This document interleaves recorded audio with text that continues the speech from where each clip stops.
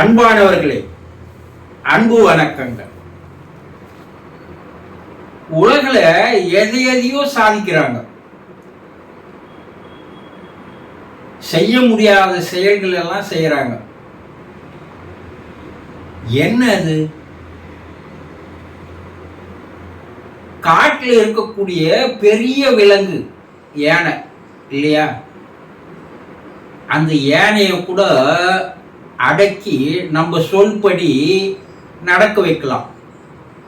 பார்க்குறீங்க, பல கோயில்களில் யானை அந்த யானை பார்க்க சொல்கிற மாதிரியெல்லாம் கேட்குது, நடக்குது, எல்லாம் செய்யுது. ஆனால் உருவத்தில் அது பெருசு. எப்படி இவ்வளோ பெரிய உருவத்தை ஒரு மனிதன் அவன் தன்னுடைய கட்டுக்குள் கொண்டு வந்து அவன் சொல்கிற மாதிரியெல்லாம் அது நடக்குது? அது செய்யலாம். ஆனா அந்த யானை பாகனால செய்ய முடியாத ஒரு காரியம் இருக்கு. யானையே அடைக்கிறான். ஆனா அவன் மனதை அடக்க முடியாது. சரி, இந்த சர்க்கஸ் எல்லாம் பாத்தீங்கன்னா கரடி, புலி இதையெல்லாம் அவன் சொல்ற மாதிரி எல்லாம் கேக்குது இல்லையா? அப்போ இதையெல்லாம் அடக்கி ஆளக்கூடிய கொடிய மிருகங்கள் என்று சொல்லக்கூடிய பயங்கரமான மிருகங்கள், அதையே மனிதன் அடைக்கிறான். ஆனா அப்படி அடக்கிற அந்த ட்ரெயினர்னால அவன் மனசை என்ன பண்ண முடியல, அடக்க முடியல. ஒரு சிங்கத்தின் மேல உட்கார்ந்து போனான். புலிப்பாணி தேவர்னு ஒரு சித்தர் இருந்தார். அவருடைய வாகனமே எது தெரியுங்களா? புலிதான். அந்த புலி மேலதான் அவர் உட்காருவார். அந்த புலிதான் அவர் எல்லா இடத்துக்கும் கூட்டிட்டு போகும். அவர் தியானம் செய்ய உட்கார்ந்தாருன்னா அந்த புலியானது ஒரு பாதுகாப்பா அவருக்கு இருக்கும். ஒரு புலி மட்டும் இல்லை, பல புலிகள் வட்ட வடிவில் 3 வட்டங்களாக ஒரு 5 கிலோமீட்டர் தொலைவு வரைக்கும் யாரும் உள்ள வராத மாதிரி அது செய்யும், பாதுகாப்பு தரும். அத சித்தர்கள் செய்யறாங்க, மனிதர்களும் செய்யறாங்க. சித்தர் தன்னுடைய மனதை அடக்கி விட்டார். ஆனா மனிதர்களால அடக்க முடியல. சரி, பாம்பு இருக்கு பாருங்க. எவ்வளவு பெரிய பாம்பா இருந்தாலும், அது நல்ல பாம்பா இருந்தாலும், ராஜநாகமா இருந்தாலும், அதை போய் கையிலே பிடிச்சி எடுத்துன்னு வந்துடுறாங்க.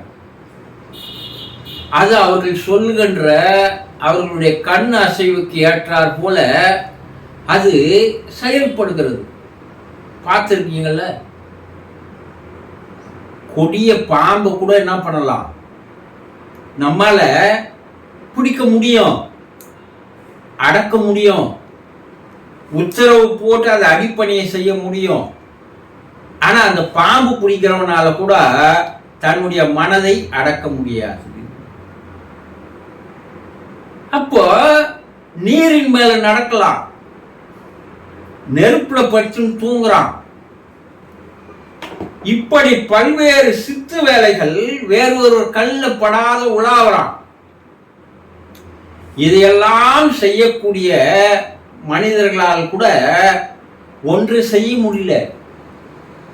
என்னன்னா, அவனால் தன்னுடைய மனதை அடக்க முடியவில்லை. உலகத்தில் ரொம்ப கஷ்டமான ஒரு விஷயம் எது தெரியுங்களா? ரொம்ப சிரமமான விஷயம் எது தெரியுங்களா? உங்க மனசை நீங்க அடக்கி அமைதிப்படுத்துவது என்பது முடியாத ஒரு காரியம். அது என்ன அவ்வளவு கஷ்டங்களா? ஆனா சித்தர்கள், யோகிகள் என்ன சொல்றாங்க, அதெல்லாம் கஷ்டமே கிடையாது. அதை புரிஞ்சிக்காதவ பேசுற பேச்சு.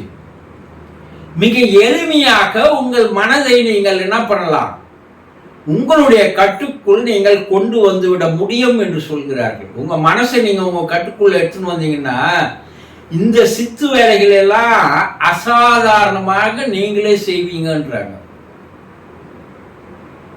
இது சித்தர்களுடைய பாடல்கள்ல ஒரு பாடல் இருக்கு. கந்துக மர கரியை வசமாய் நடத்தலாம். கந்துக மர கரினா யானை. கரடி வெம்புலியை வாயை கட்டலாம். ஒரு சிங்க முதுகின் மேல் செல்லலாம். கட்சவி எடுத்து ஆட்டலாம். கட்சவின்னா பாம்பு. வெந்தழின் ரதம் கொண்டு 5 லோகத்தையும் வேதித்து விற்று உண்ணலாம். வேறொரு கண்ணில் படாமல் உலாவலாம். விண்ணவரை ஏவல் கொள்ளலாம். விண்ணவர்னா நீங்க தேவர்கள்னா சொல்றீங்கல்ல, அவர்களை உங்களை வேலைக்காரனா நடத்தலாம். நீங்க எதை சொன்னாலும் அவங்க உங்களுக்கு செய்வாங்க. சந்தமும் இளமையோடு இருக்கலாம். வாழ்நாள் முழுவதும் வயதான தோற்றமே இல்லாம இளமையா இருக்கலாம். மற்றொருவர் சரீரத்தில் உட்புகலாம். மற்றவங்க உடம்புல உள்ள புகுந்து அவர்கள் உங்களால ஆட்டி வைக்க முடியும் என்று சொல்கிறார்கள். சலம் மேல் நடக்கலாம். நீரின் மேல நடக்கலாம். இயேசு நடந்து காட்டினதா சொல்றாங்கல்ல சரித்திரங்கள். கனல் மேல் இருக்கலாம். நெருப்பின் மேல பட்டு தூங்கலாம். தன்னகர் இல்லாத சித்துக்கள் பல செய்யலாம். உங்கள் மனதை நீங்கள் அடக்கிவிட்டால் இந்த சித்துக்கள் எல்லாம் சர்வ சாதாரணமாக உங்களுக்கு வந்துவிடும் என்று சித்தர்கள் கூறுகிறார்கள். ஆனா உங்க மனசையே நீங்க அடக்கலையே, அப்புறம் இதெல்லாம் எங்க வரப்போகுது சொல்லுங்க?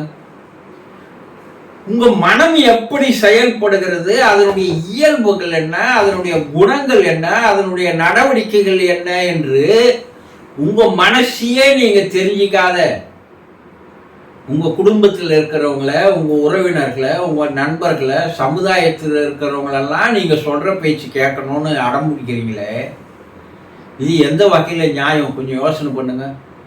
உங்க மன நீங்க சொல்ற பேச்சு கேக்குதா? கேட்கலையே. அப்ப எப்படி உன் மனைவி, உன் கணவன், உன்னுடைய பிள்ளைகள், நண்பர்கள், உறவினர்கள், உன்னை சுற்றி அலுவலகத்தில் வேலை செய்பவர்கள் எல்லாம் நான் சொல்ற பேச்சு கேட்கவே மாட்டேன்றாங்க. அவங்க என் மனைவி என் பேச்சை கேட்க மாட்டேன்றாங்க. என் கணவன் என் பேச்சு கேட்கறதே இல்லை. என் பிள்ளைகளா அடாவடித்தனமாக என் பேச்சு கேட்க மாட்டேங்குது. என் பேச்சை கேட்கற மாதிரி ஒரு நண்பர் இருக்க மாட்டேன்றான். இப்படியெல்லாம் 1000 குறை சொல்றீங்கல்ல. முதல்ல உங்க மனசு நீங்க சொல்றதை கேக்குதா? அதை கொஞ்சம் எப்பனா யோசனை பண்ணி பார்த்தீங்களா?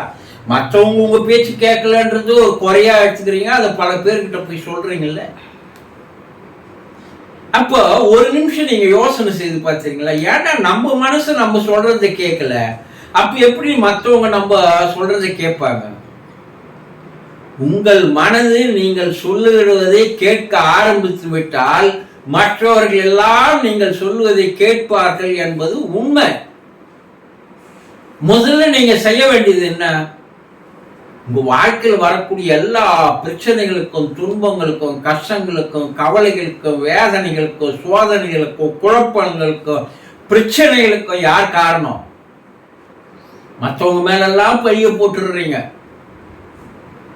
உங்க மனம்தான் காரணம்.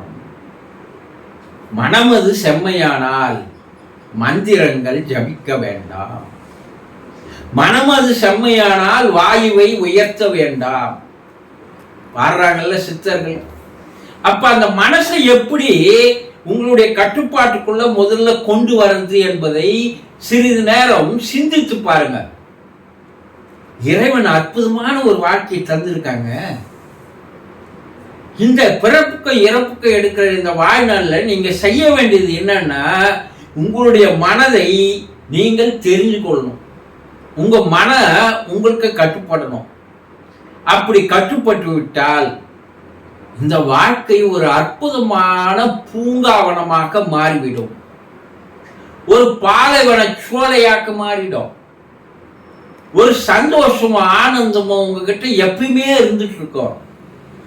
உங்களை சுற்றி பல பேர் ஈர்க்கப்படுவார்கள். நீங்க நினைத்ததெல்லாம் நடக்கும். எவ்வளவு பெரிய வாழ்க்கை பாருங்க. ஆனா இந்த மனசு உங்க பேச்சு கேட்க மாட்டேங்குது.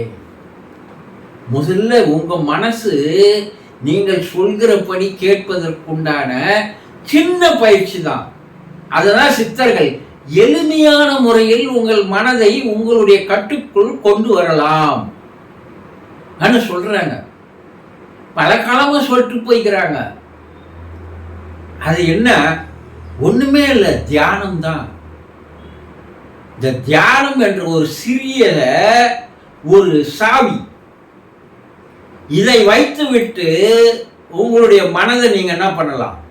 திறக்கலாம். அந்த மனசை உங்களுடைய கட்டுக்குள் கொண்டு வரலாம். அதுக்கப்புறம் உங்க வாழ்க்கையில் நடக்கக்கூடிய நிகழ்வுகளை எல்லாம் பாருங்க. அனுபவிச்சவர்கள் சொன்னதுதான் இதெல்லாம். ஆக மனம் உங்களுடைய கட்டுக்குள் வரணும், மனம் உங்களுக்கு அடங்கணும், மனம் உங்களுக்கு அமைதியாகணும். என்ன வாழ்க்கையில் ஏற்படுகிற எல்லா பிரச்சனைகளுக்கும் சால்வேஷன், ஒரு மருந்து, அருமருந்து தியானம் மட்டுமே என்று வள்ளல் பெருமான் கூறி சென்றிருக்கிறார். அதை கத்துக்குங்க. அது தொடர்ச்சியா செய்து பாருங்க.